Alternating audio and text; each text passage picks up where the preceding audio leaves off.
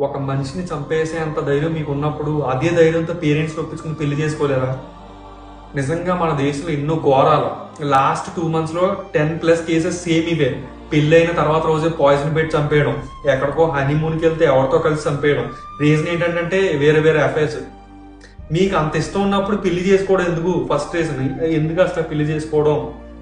ఇంకోటి లేదు, parents pressure వల్ల పెళ్లి చేసేసారు, ఇష్టం లేదు, ఉండలేకపోతున్నాం అని అనుకుంటే డివోర్స్ అన్న ఒక ఆప్షన్ ఉంది, అదన్నే ఆడవాలి. లేదు అది కాకపోతే వెళ్ళిపోవాలి మీకు నచ్చిన వాళ్ళతో.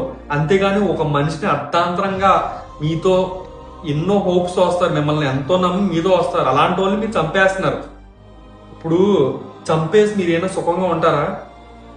నాకు నాకు అర్థం కావట్లేదు ఒక విషయం ఏంటంటే, పోలీసులు మీరు చంపేస్తే పోలీసులు మిమ్మల్ని కనిపెట్టలేరా? లేదా మీరు బాడీని కొంతమంది ఫ్రిడ్జ్లో పెట్టడం అంట, దారుణంగా చూడండి. కొంతమంది ఏమో ఎక్కడో డ్రమ్స్లో పెట్టడం అంట, కొంతమంది ఎక్కడో ఇంటి పక్కన పెట్టడం అంట.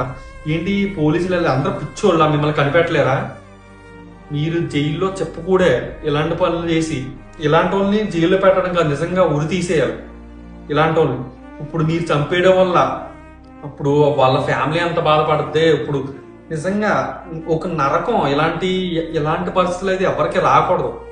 నేను బేసిక్గా ఇలాంటి విషయాలు మాట్లాడను, కానీ మాట్లాడాల్సి వస్తుందంటే అర్థం చేసుకోండి.